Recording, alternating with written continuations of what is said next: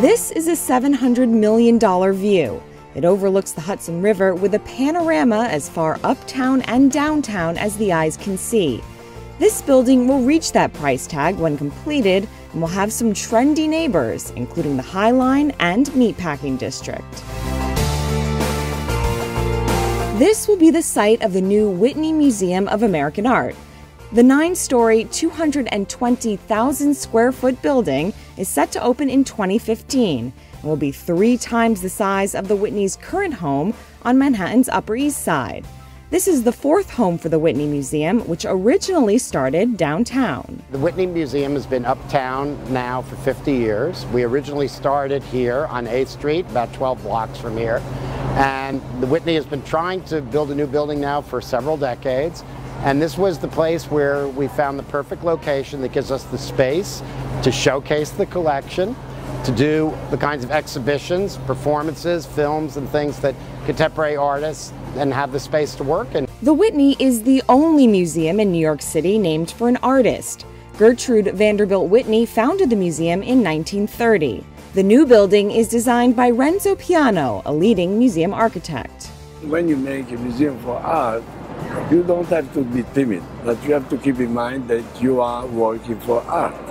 And art is number one. And that's why we design basically from inside outside.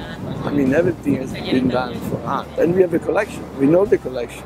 There will be a mixture of indoor and outdoor space for art, a free art project space on the ground floor, along with the theater and educational spaces. So the idea that you could do an outdoor sculpture show of David Smith or Calder, or a contemporary artist, or commission works, or do projections on the outside of the building, and the building, people can walk over the outside of the building, is really astonishing. So it is about providing a space that's what we say is aspirational, to encourage artists to think about art in different ways than they have before. An important design element for the new Whitney Museum is the temporary exhibition space.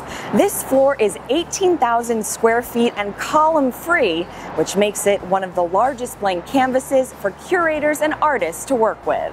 What's great about the space is that we have the flexibility to be able to do a 10,000 square foot show or 12,000 square foot show, or to use the entire space for a single exhibition. There certainly are artists who will work on the scale that they could occupy that space with either a single object or a series of objects, without a doubt.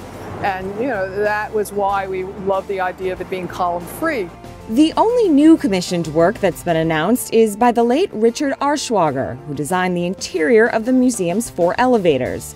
Museum officials say it's putting the art first, and it's a way to invite the visitor to experience art before even setting foot in the main exhibition spaces.